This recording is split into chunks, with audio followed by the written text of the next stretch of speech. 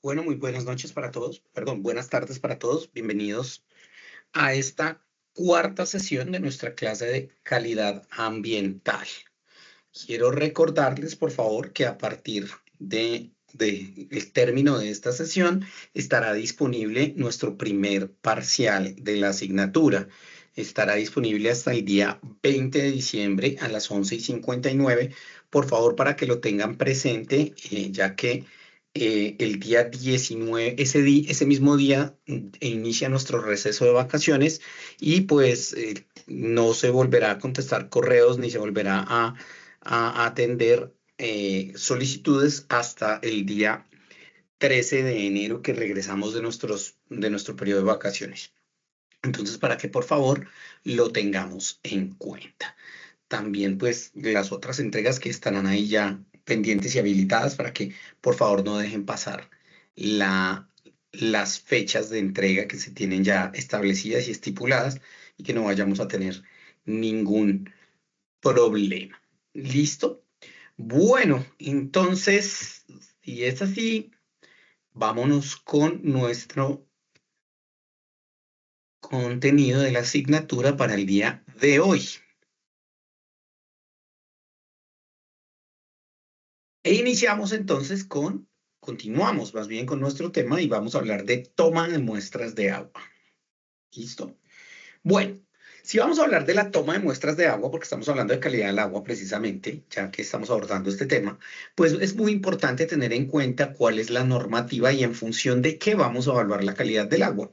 Porque una cosa es la calidad del agua evaluada desde la perspectiva de lo que es el concepto o la parte sanitaria, y otra es la calidad del agua, bien sea para consumo humano y la calidad del agua desde el punto de vista de lo que son los vertimientos.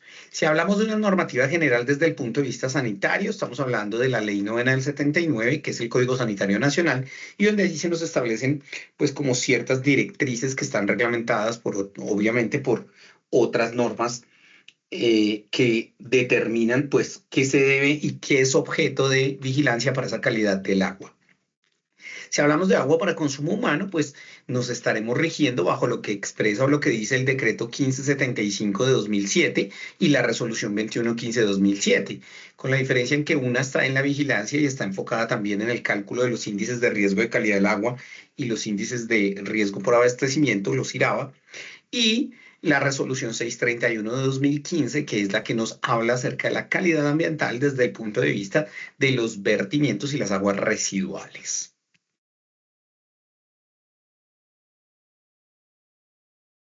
Es muy importante tener presente entonces que en esta normatividad nos vamos a encontrar con definiciones para los distintos tipos de agua que hay, como el agua dulce, el agua cruda, el agua potable, lo que es el agua residual doméstica y el agua residual no doméstica. Y que en función precisamente de estos tipos de aguas que yo puedo generar una comparación y una determinación de la calidad ambiental del recurso hídrico. Y por supuesto, esa calidad ambiental estará en función no solo de verificar o determinar si estos parámetros cumplen con lo que se requiere, sino también estará en función de mirar cómo se toman las muestras de agua para ese tipo de agua, valga la redundancia. ¿Cómo tomo esas muestras? Porque tienen unas pequeñas variaciones. Si estamos hablando entonces de calidad del agua, debo tener presente que normalmente determino la calidad del agua en función de unos parámetros organolépticos, microbiológicos y físico-químicos. Son los tres parámetros que me permiten establecer la calidad del agua como tal. Cuando hablamos de parámetros organolépticos, pues nos estamos refiriendo precisamente a todos aquellos parámetros que podemos percibir con los sentidos, de allí que venga el nombre de organolépticos. Entonces, por eso hablamos de parámetros que se percibirían fácilmente con los sentidos, con el tacto, con el olfato y con el sabor. Dentro de los parámetros organolépticos básicos que solemos nosotros monitorear para poder establecer e identificar la calidad del recurso está pues la temperatura, que se puede medir en grados Celsius en el sistema internacional, o la podemos hablar de medición en grados Kelvin o Fahrenheit en el sistema inglés. y que tiene generalmente una técnica analítica termométrica, es decir, a partir de un termómetro puedo identificar el recurso. De color, que es otro de los parámetros organolépticos básicos, que ese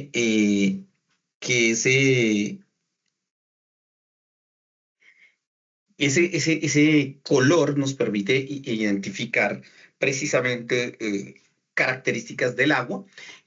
Lo medimos en unidades platino-cobalto y se puede hacer por el método de comparación visual o por un método espectrofotométrico, entre otros.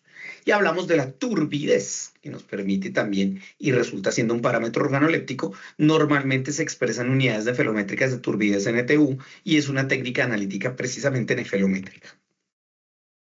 Esos son los parámetros organolépticos básicos, digámoslo. Hablamos de otros parámetros que son los parámetros microbiológicos, en donde en esos parámetros microbiológicos hablamos de muchas veces la presencia o la ausencia de microorganismos, como por ejemplo la Escherichia coli, Salmonella, Shigella, Listeria, entre otros. Normalmente lo que buscamos establecer es la presencia de estos indicadores, porque son indicadores precisamente de la presencia, por ejemplo, de materia orgánica o heces fecales en el agua, y que nos permite identificar si existe o no existe ese riesgo microbiológico. Se puede desarrollar de distintas formas, desde técnicas que simplemente nos permiten detectar su presencia o ausencia, hasta las que nos permiten la detección y la cuantificación, como identificar, por ejemplo, las unidades formadoras de colonias, o expresándola en un microorganismo por cada 100 centímetros cúbicos de muestra.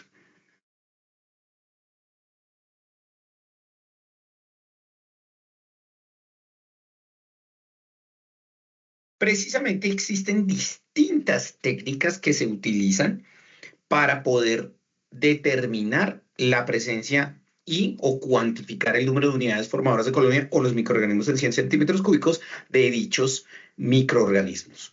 Dentro de las más comunes y utilizadas tenemos la filtración por membrana, la técnica de enzima sustrato, la técnica de sustrato definido o simplemente la presencia o ausencia. Bien sea de coliformes totales, que normalmente cogemos varios o distintos grupos de organismos, de microorganismos, o directamente por uno de ellos, que es uno de los indicadores más importantes, que es la Escherichia coli. Y podemos hablar también, obviamente, cuando estamos mencionando lo que es calidad del agua, de las propiedades físico-químicas del agua, que están relacionadas con distintos parámetros. Entre ellos, por ejemplo, la conductividad, la DBO, la DQO, el oxígeno disuelto, los sólidos disueltos totales o la dureza. Y que tienen distintas técnicas analíticas que nos permiten determinar estos parámetros y a partir de estos parámetros poder establecer cuál es la calidad del recurso. Ahí podemos ver precisamente en este momento en la diapositiva parte de esas técnicas que se pueden utilizar, como la técnica de electrometría, la técnica de incubación electrometría, la de reflujo cerrado y volumetría, la determinación por secado a 103 o 105 grados Celsius, la incubación o el método yodométrico o el de modificación de ácida. En función del tipo de agua, aplicaré distintos o miraré distintos indicadores de esos parámetros físico-químicos, microbiológicos y de los parámetros organolépticos que me indicarán la calidad del recurso. Bien se los decía cuando iniciamos con esta clase, con esta sesión y nuestra presentación, en donde les estaba hablando precisamente de lo que era, pues, diferente para tomar agua potable, aguas superficiales o subterráneas, sin tener en cuenta, sino que estoy mirando la calidad del recurso como un recurso hídrico ambiental o si estoy hablando del agua residual o agua potable. Generalmente en el agua potable solemos tomar muestras ¿dónde? En los grifos, ¿sí? del usuario, en las plantas de tratamiento de agua potable, son las muestras o en la red de distribución.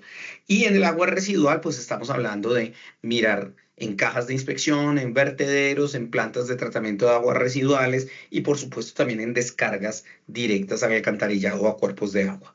Y si hablamos de todo, de las aguas que tenemos y que podemos llegar a analizar también para determinar su calidad, como aguas superficiales y subterráneas, que hay distintos tipos de esas aguas. Siempre será importante cuando voy a realizar un muestreo o un monitoreo de aguas la bitácora de campo, porque a partir de esa bitácora yo podré tomar información muy relevante e importante de las condiciones de campo del muestreo y que me van a permitir luego hacer un análisis de distintas situaciones que se presentaron durante el muestreo y que nos van a permitir después poder analizar nuestros resultados y comparar y poder saber o tener una trazabilidad de lo que sucedió en el lugar de toma de muestra para que nosotros luego pudiéramos realizar un análisis completo. Normalmente en nuestra bitácora de campo nosotros ¿qué estamos poniendo? Hablamos del propósito del muestreo, de la localización y la descripción del punto o los puntos de muestreo, qué tipos de muestra tomamos, qué método de preservación utilizamos para la muestra, si, por ejemplo, estamos hablando de que existe un agua residual o un impacto sobre un cuerpo de agua superficial, pues entonces estamos hablando precisamente de que estamos precisamente hablando de un qué procesos son los que están produciendo ese efluente que estamos evaluando, o el número y el volumen de muestras que se tomaron y que se requerían. Siempre será supremamente importante, clave para nosotros, el lograr el poder identificar nuestro objetivo de muestreo. Porque de acuerdo al objetivo de muestreo pueden cambiar ciertas situaciones. Si el muestreo lo estoy realizando porque es precisamente un requerimiento de la autoridad ambiental, o porque, por ejemplo, lo estoy haciendo en el proceso de un licenciamiento ambiental, pues tendrá unas condiciones, unas características diferentes. Así estoy realizando el muestreo porque lo hago con fines de realizar un diseño, ya bien sea de PETAP, de planta de tratamiento de agua potable, o el diseño de una planta de tratamiento de agua residual, o como hoy en día hablamos de las PETAL, que son plantas de tratamiento de aguas lluvia, lo que requerirá también que tenga otro tipo de toma de muestras y de forma de tomar esas muestras. La verificación posiblemente de la calidad del recurso, bien sea porque me interesa determinar la calidad de ese recurso porque va a ser aprovechamiento de él, o porque simplemente pues también quiero ver cuáles son las condiciones ambientales o sanitarias del recurso y cómo se están viendo de pronto afectados, o si se encuentra en recuperación en algunos casos. Y la inspección, vigilancia y control sanitario, dependiendo del tipo de muestra de agua que yo esté tomando.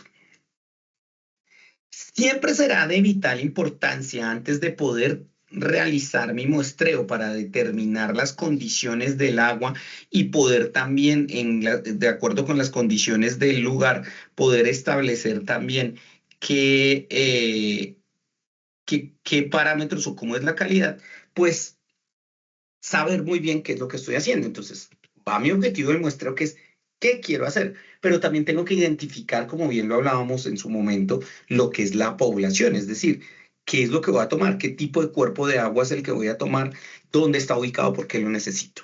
Y allí, a partir de eso, es que yo diré qué quiero o qué requiero, precisamente qué elementos se requieren, qué es lo que debo hacer, y eso me permitirá a mí poder establecer mi diseño muestral, dónde, cuándo y cómo voy a realizar mi muestreo, para posteriormente sí poder llevar a cabo esa toma de muestras, el embalaje y la conservación de las mismas, el análisis en el laboratorio y al final las conclusiones que se obtienen y los resultados comparados para poder así sí determinar la calidad ambiental del recurso.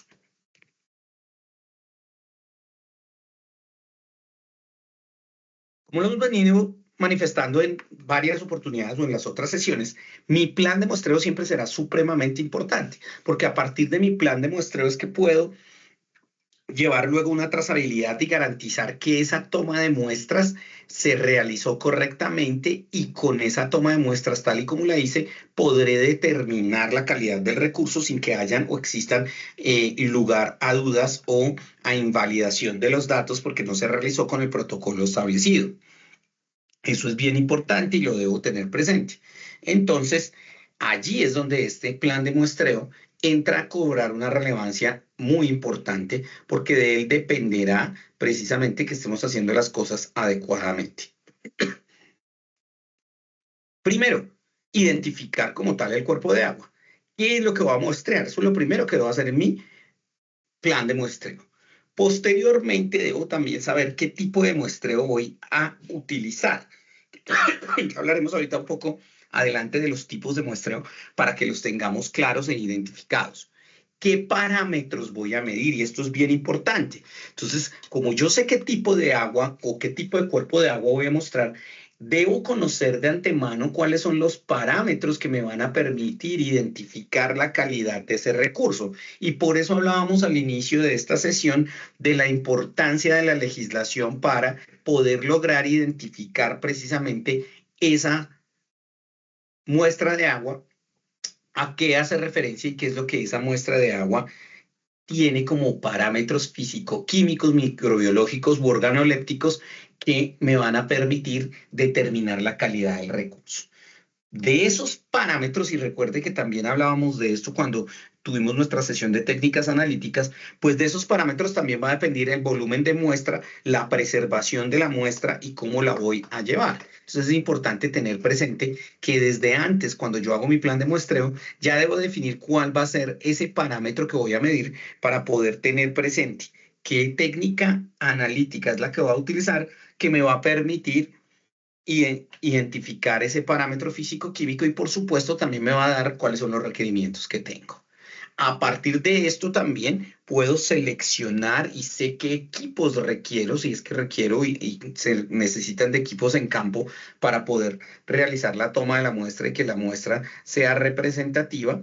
Y además de esto, requerimos, por supuesto,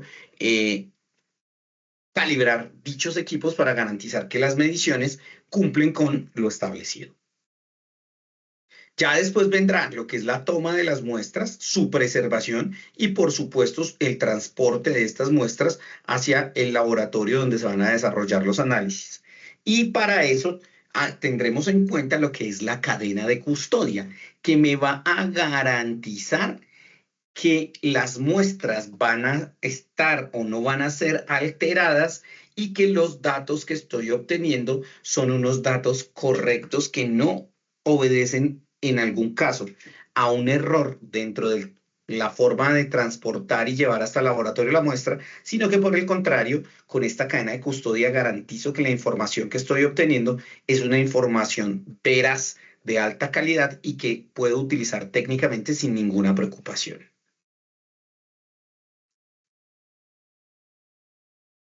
Cuando voy a llevar a cabo mi toma de muestra, pues lo primero, cuando voy a seleccionar el lugar de muestreo, es tener algunas consideraciones. Primero, vuelve y juega. Seguiré siendo muy insistente con esto que les digo.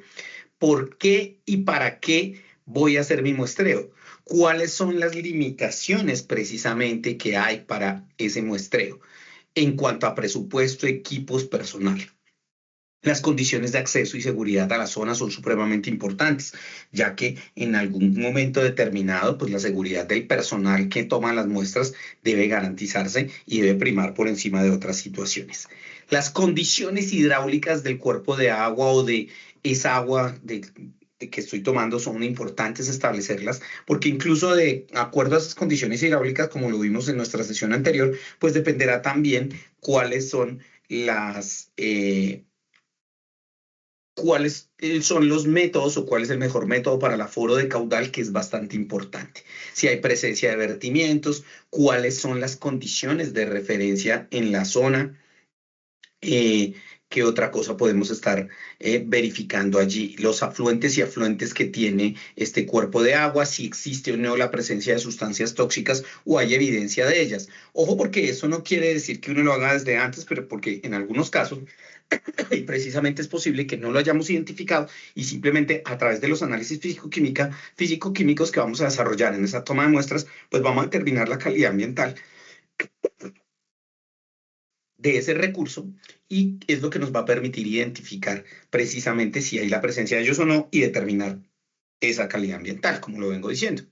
Si existen unas estructuras para que yo pueda hacer uso de esas estructuras y a partir del uso de esas estructuras pudiese entonces facilitar la toma de las muestras. ¿Cuáles son las condiciones meteorológicas del lugar donde voy a tomar? Y por supuesto, lo que vimos en la clase pasada, la mejor selección y aplicación de del caudal, del aforo de caudal.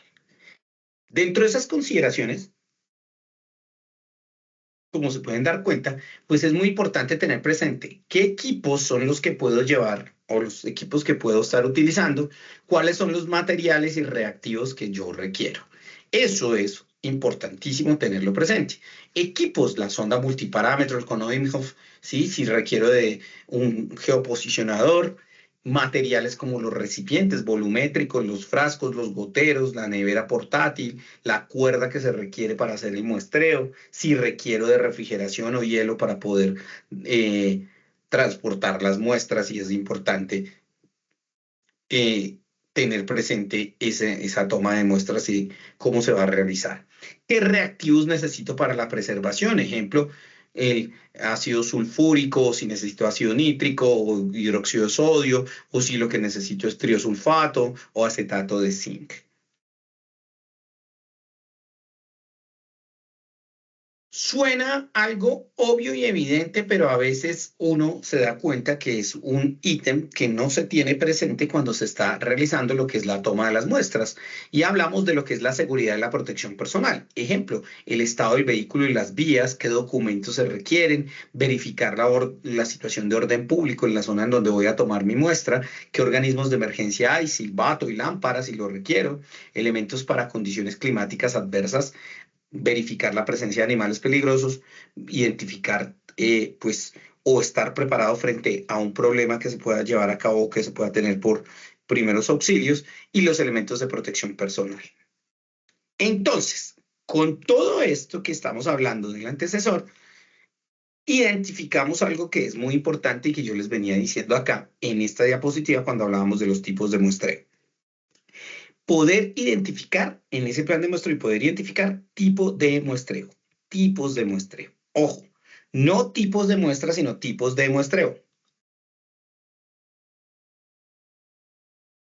Hablamos de que existen tres tipos de muestreo. Muestreo puntual o simple, muestreo compuesto y muestreo integrado. Características de cada uno de ellos. Muestreo puntual o simple. El muestreo puntual o simple hace referencia a un muestreo para un lugar, tiempo y circunstancias particulares. Ese es el muestreo puntual o simple. Muestreo compuesto, en donde tomo muestras en diferentes sitios o en el mismo sitio a diferentes tiempos. ¿Sí? Puedo tomar distintas muestras a distintos tiempos en lugares diferentes en mi cuerpo de agua, o puedo tomar muestras puntuales en un mismo sitio a tiempos distintos. Y el muestreo integrado, el cual llevo a cabo al mismo tiempo en puntos diferentes, pero tomando mis muestras simultáneamente. Entonces, permítame, ya le comparto el tablero acá para poderle expresar o mostrar de una manera un poco más eh, explícita. Perdón.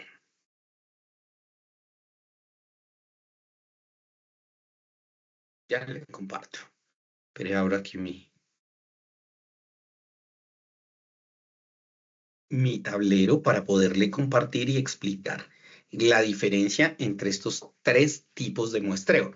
Por favor, mientras va cargando aquí, que me está cargando precisamente mi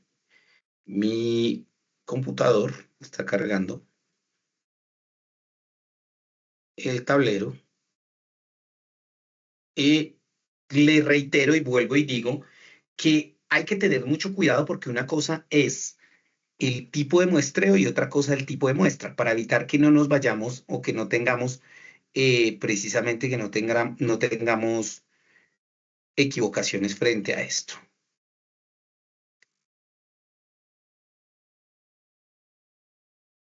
Bueno, entonces ya comparto.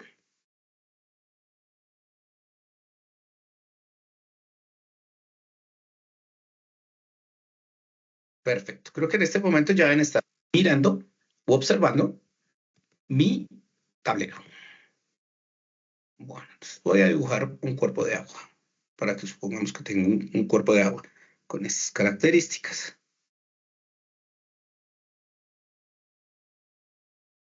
Listo. Entonces, si hablo del muestreo, si hablo de un muestreo puntual, supongamos que aquí, en este lugar, es que yo voy a tomar mi muestra. Entonces, un muestreo puntual sería que tomo muestras acá para un periodo.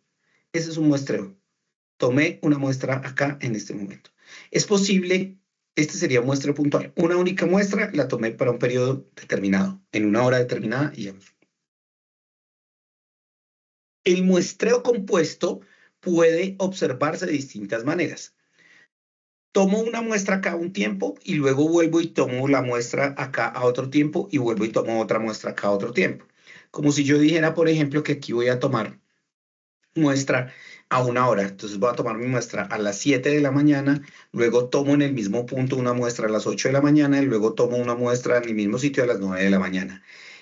Estoy haciendo el muestreo en el mismo punto, pero lo estoy haciendo a horas diferentes, por lo tanto, mi muestreo así se denomina un muestreo compuesto.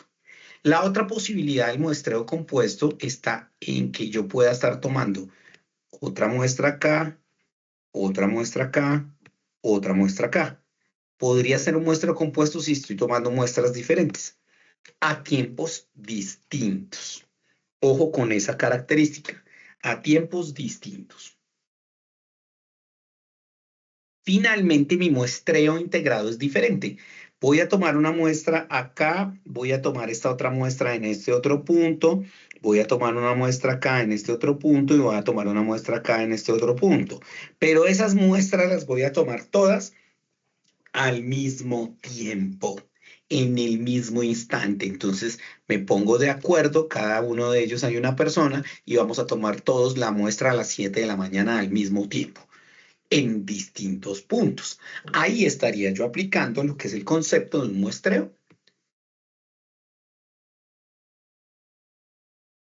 integrado.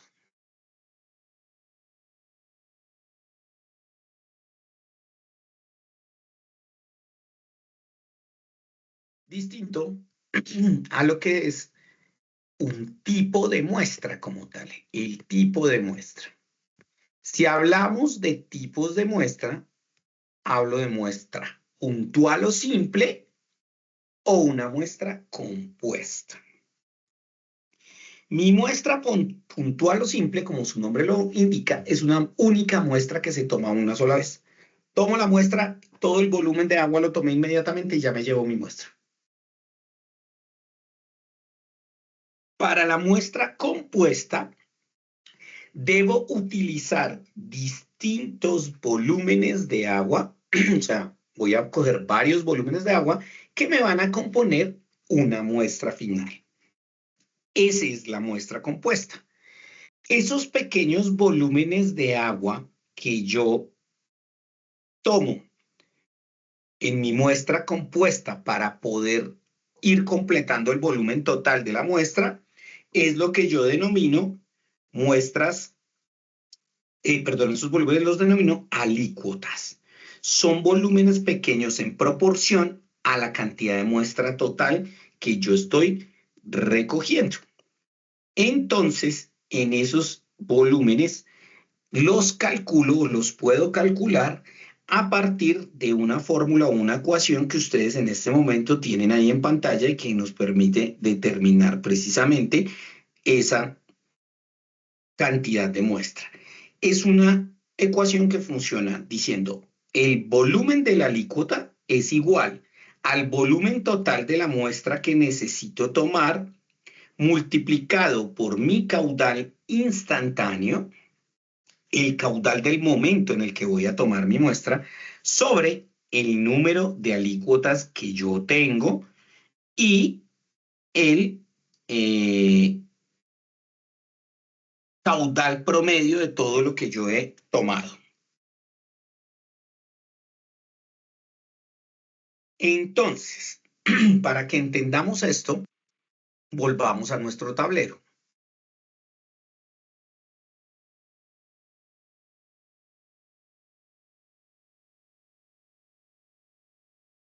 Supongamos, por ejemplo, que yo voy a hacer una muestra compuesta. Ojo, no estoy hablando de muestreo, porque es que yo podría tener un muestreo compuesto con muestras compuestas, un muestreo puntual con muestras compuestas.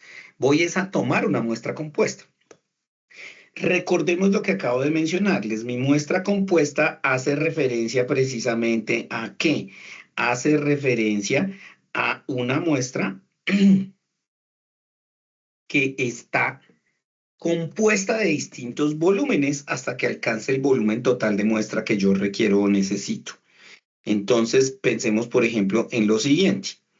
Pensemos en que yo identifico que tengo que hacer, qué sé yo, pongamos, por ejemplo, que tengo que tomar muestras de distintos parámetros y esas muestras que requiero de esos distintos parámetros son muestras que me necesito poner un volumen total de 5 litros. O sea, requiere un volumen total de 5 litros para esa muestra. Vamos a subir acá un poco el tamaño.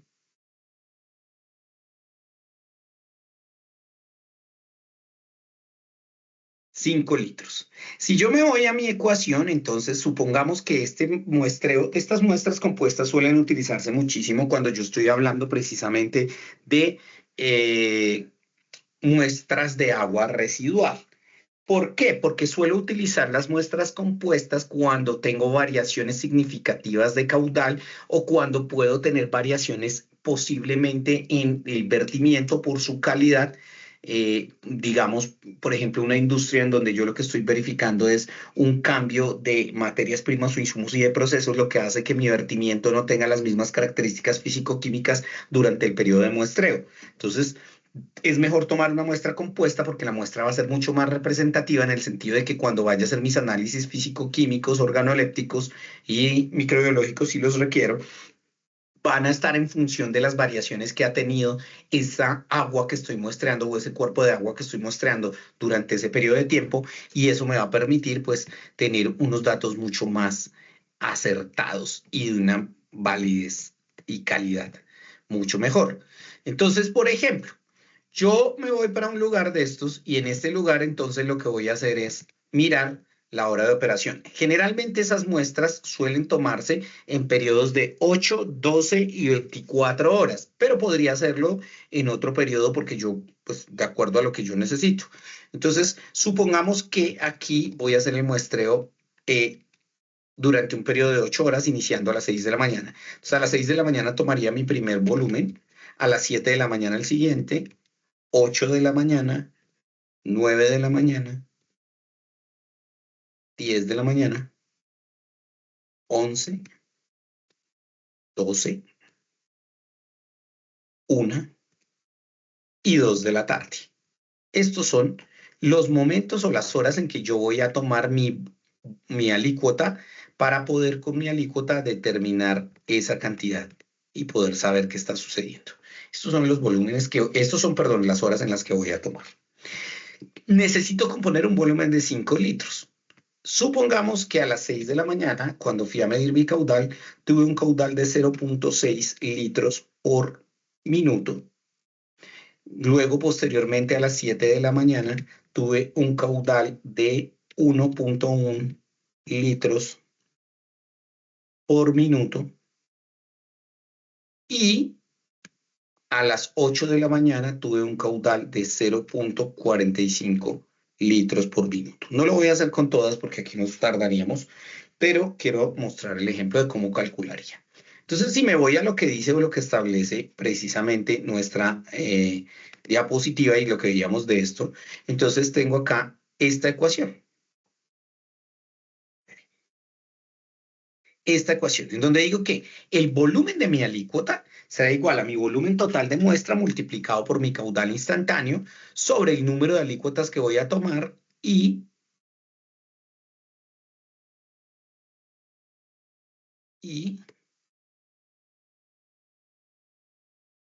el caudal promedio. Entonces, fíjese que para mi primer volumen de alícuota, yo tendría los siguientes datos. Tendría mi volumen de alícuota, no, perdón, lo pongo un poco más grande para que lo puedan ver mejor ustedes en casa. Entonces, tendría mi volumen de alícuota para la primera alícuota, que sería las de las 7 de la mañana, sería así. 5 litros que tengo, multiplico por mi caudal instantáneo. Fíjese que mi caudal instantáneo en ese momento es 0.6 litros por minuto. Y todo esto iría dividido entre el número total de muestras o de alícuotas que voy a tomar. Fíjese que estoy tomando una cada hora. Ojo con este dato porque puede ser engañoso. Yo dije que iba a hacer muestra de 8 horas, entonces puede que mucha gente, a veces lo suelen hacer así, toman directamente solo las 8 muestras. En otros casos se toma hasta la última, entonces no son realmente las 8 alícuotas, sino son 9. Mire, la de las 6, 1, la de las 7, 2, la de las 8, 3, la de las 9, 4, la de las 10, 5, la de las 11, 6, la de las 12, 7, la de las 3, las de la 1 de la tarde o 13, 8 y la de 14, 9. En este caso estaría yo hablando entonces del 9 alícuotas multiplicado esto por mi caudal promedio, pero para el caso concreto de nuestra primera alícuota, en esto el caudal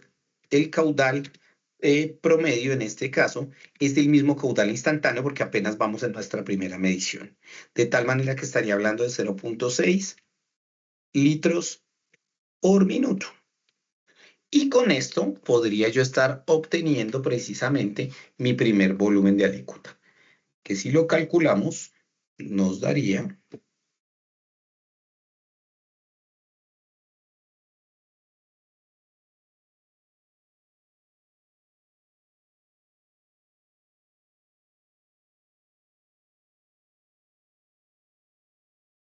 y estaría hablando entonces de un volumen de muestra de 5 por 0.6 y todo eso dividido entre 9 por 9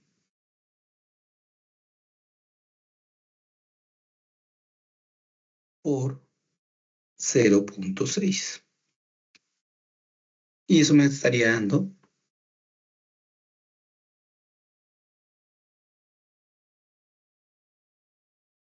¿cuánto nos da eso?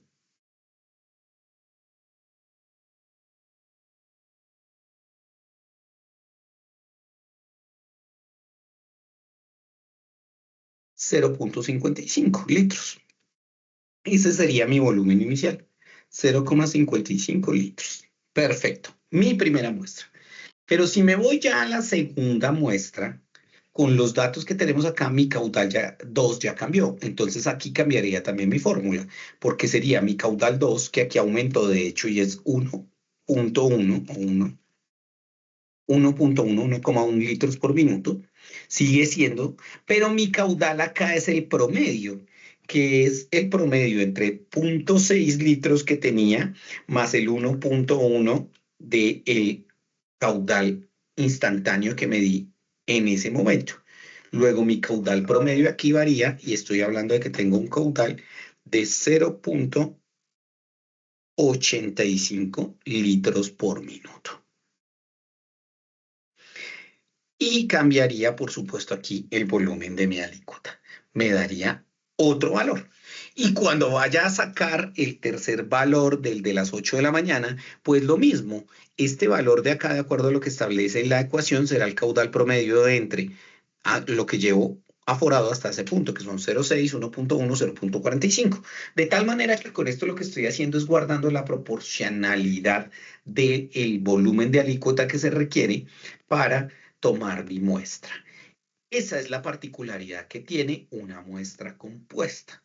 Para eso se utiliza y de esa forma se calcula.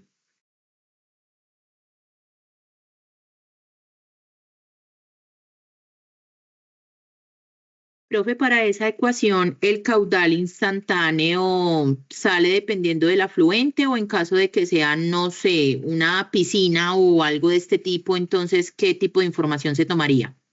Claro, cuando tienes, por ejemplo, una piscina, en ese caso que sería un cuerpo de agua lótico, pues si estás tomando una muestra de agua compuesta, ahí no tienes problema porque vas a tener pues un volumen total, entonces lo que haces simplemente es dividir en el número de muestras lo que vas a tomar.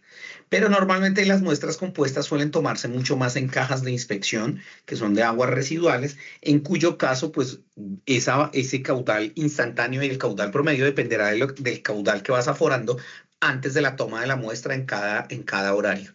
Entonces, si arrancas a las 6 haces un aforo de caudal, luego de hacer el aforo de caudal, calculas el volumen de la alícuota y lo vas tomando. Yo replico porque con esto he tenido como un par de discusiones académicas con algunas personas que pues trabajan y lo hacen de otra manera, porque en algunos casos lo que hacen otros es como tomar simplemente los caudales y lo que hacen es tomar toda la muestra, siempre tomar la misma muestra de agua y al final con los caudales que aforaron dividir y ahí sí calcular el volumen de las alícuotas y ponerlas directamente en el envase donde van a llevar a muestreo. Lo que pasa es que así yo no estoy garantizando, o de esa manera no estaría yo garantizando lo que es, ¿qué? Lo que es lo que son las características físico-químicas como tal del muestreo que estoy haciendo, porque ahí finalmente simplemente estoy dividiendo, pero pues estoy tomando el mismo volumen y no estoy componiendo realmente como debería ser. Entonces, pues lo que establece normalmente el protocolo es que es mejor hacerlo así. No sé si con eso respondo a tu pregunta. Sí, sí, señor. Profe, adicional a eso, el volumen total que yo requiero siempre va a depender de la cantidad de análisis y el volumen que yo necesite para los análisis o en determinado momento, según el afluente o la fuente lótica, de pronto para garantizar que sea representativo se establece algún volumen. No, siempre va a depender de los parámetros físico-químicos que vas a analizar, porque ellos son los que te van a decir cuál es la cantidad de muestra que debes llevar para poder aplicar el método analítico en el laboratorio. Entonces, por eso es que es muy importante tener presente cuál es precisamente ese método que vas a utilizar, porque el método te dice, se requieren 100 mililitros, 200 mililitros, 500 mililitros, y ahí es que tú vas a saber cuál es el volumen de muestra que se requiere. De hecho, siempre uno deja como un margen de tener un poco más para evitar que no vaya a haber problemas, porque a veces se te puede regar, puede pasar algo. Entonces uno deja como un margen de seguridad y lleva más, pero siempre va a depender de la técnica analítica. La técnica de laboratorio es la que te va a decir qué volumen de muestra requieres y con eso es que tú ya sabes qué muestra o cuánta muestra vas a llevar. Puede que, o sea, esto es mejor analizarlo desde esa manera para no pecar por defecto, porque puede que tú digas, no, yo llevo 5 litros y a mí me sobra, y después te das cuenta que el número de parámetros que se requieren son más y no te cuadra el volumen porque te hizo falta muestra. Y pues grave porque ya no te vas a volver a tomar esa muestra o las condiciones ya van a ser diferentes. Entonces siempre es mejor, o mi sugerencia siempre es, mejor miremos cuáles son los métodos analíticos que se van a aplicar y una vez tengamos en cuenta esos métodos analíticos, pues con eso ya vamos a poder hacer la toma de la muestra, ¿sí? Gracias, profe. Con gusto. Bueno, entonces, no sé si ya estoy compartiendo nuevamente.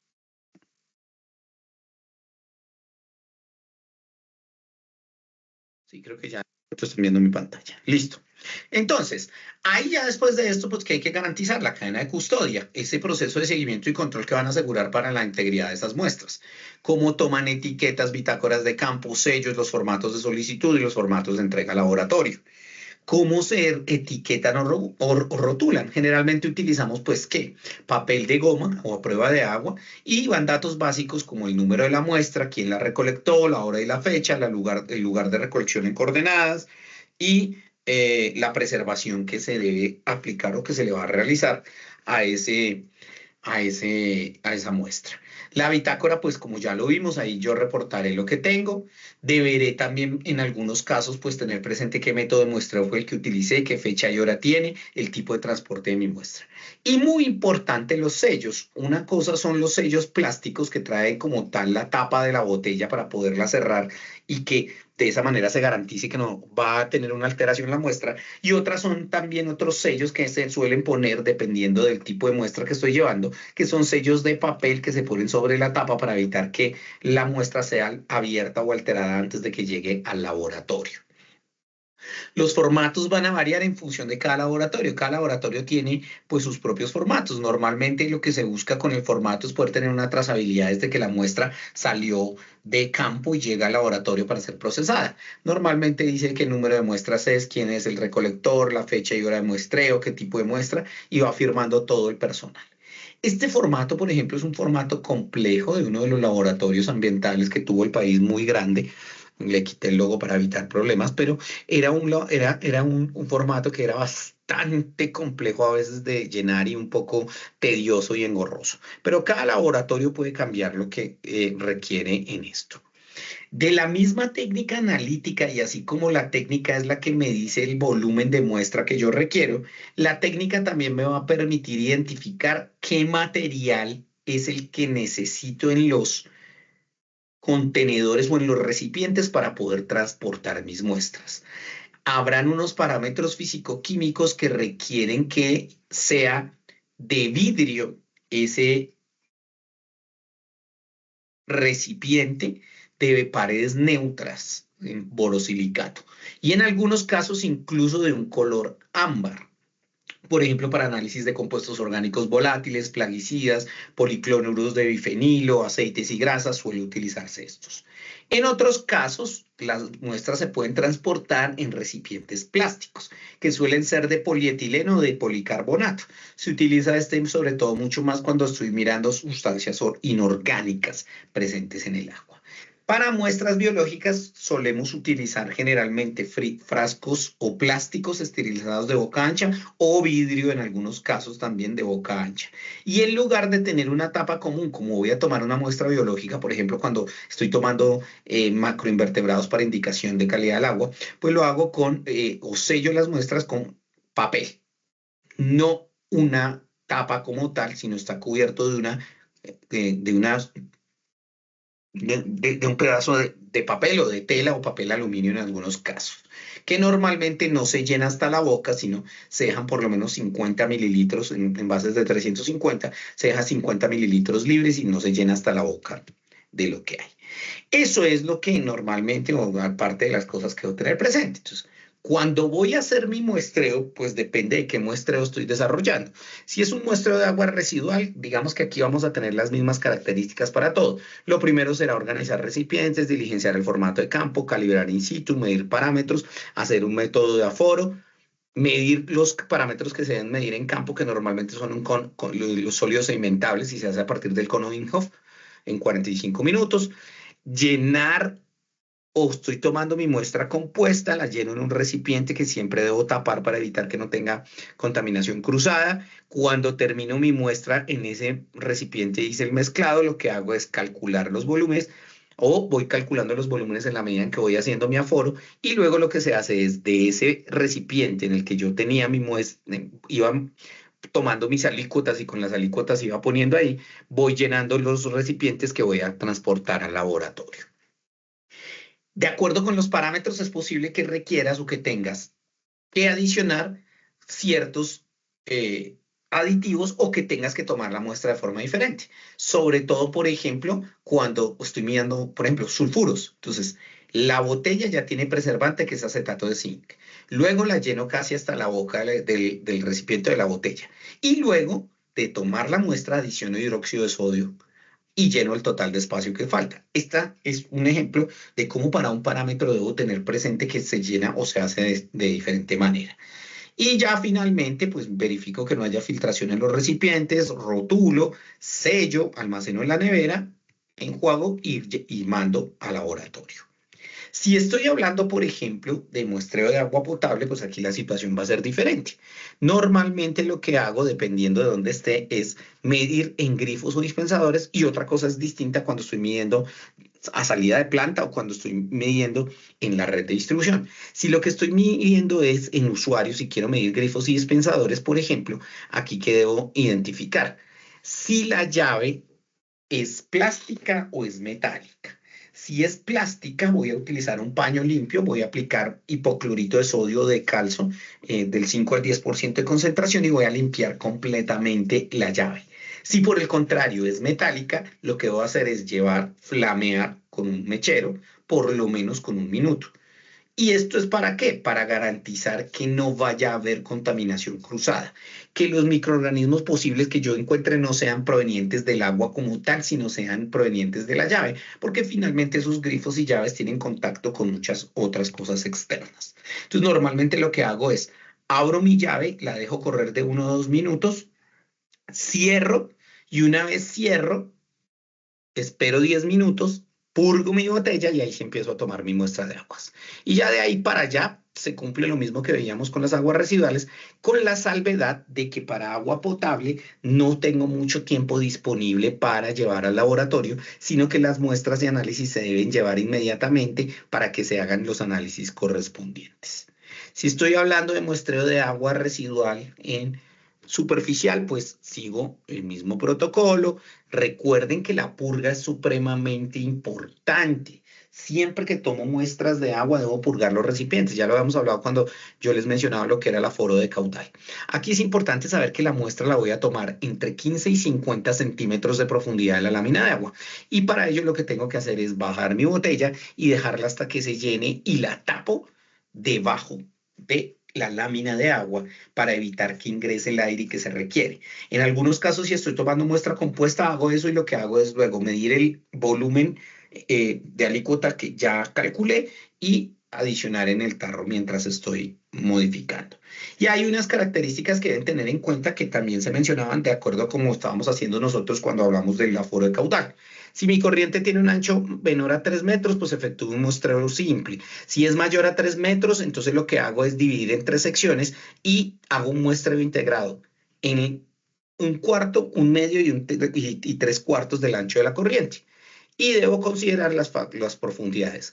Normalmente se toman aquí ya, si es muy profundo, entonces lo tomo de 50 centímetros a 1 metro de profundidad, o perdón, de 50 centímetros a 1 metro de distancia de la orilla, y lo tomo entre 30 centímetros o 50 centímetros de profundidad en la lámina de agua. ¿Listo? Esto es fundamental y ya viene lo otro que hemos venido hablando. Si hablo de aguas subterráneas, pues tengo que, o depende de la bomba de captación y de los pasos anteriores, o del sistema de bombeo, pues que en algunos casos todavía tenemos pozos de esos en donde toca poner el balde, pues lo hago a través del balde con una purga y el balde totalmente limpio.